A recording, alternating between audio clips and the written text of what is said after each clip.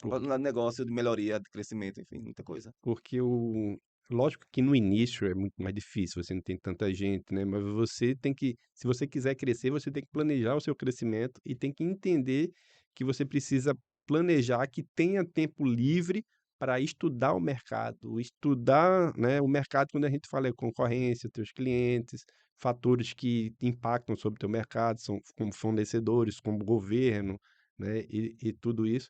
E se você tiver, né, na sua empresa, mas de olho no que está acontecendo, não só naquela rotina, naquela tarefa do dia a dia, que muitas vezes não traz grande lucratividade.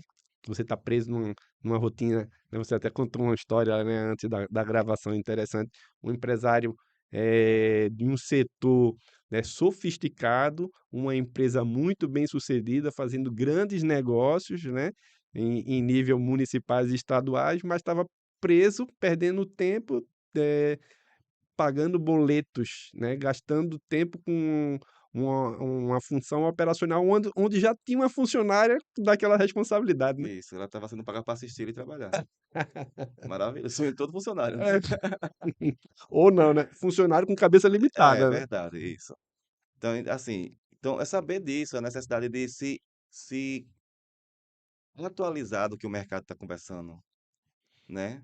Então, assim, beleza. Aí, se atualizar do mercado conversando, se atualizar na sua empresa, no seu segmento, no mercado, o que vem de novo. Eu vi uma vez um consultor futurista, para mim foi muito interessante ouvir falar esse Hum. termo. Ele é um consultor futurista. Que a palestra dele para mim foi assim, foi fascinante. Primeira vez que eu tive contato com esse consultor, que ele assim, a gente estuda o que vai acontecer daqui a 10 anos. Uau. Ele está analisando o que vai acontecer daqui a 10 anos.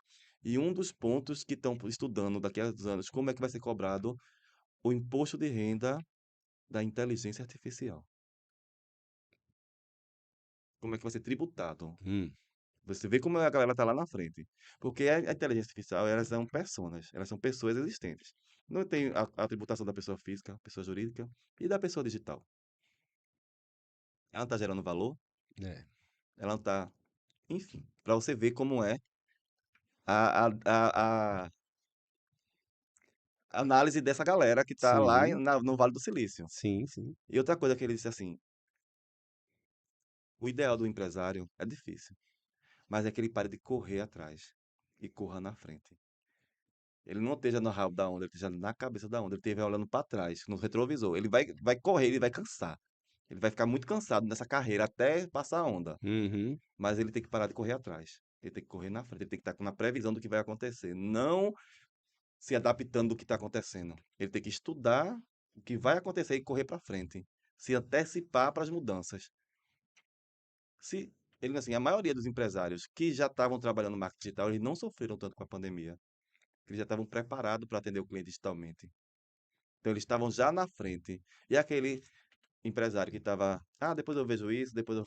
Isso é coisa de jovem, não sei o quê.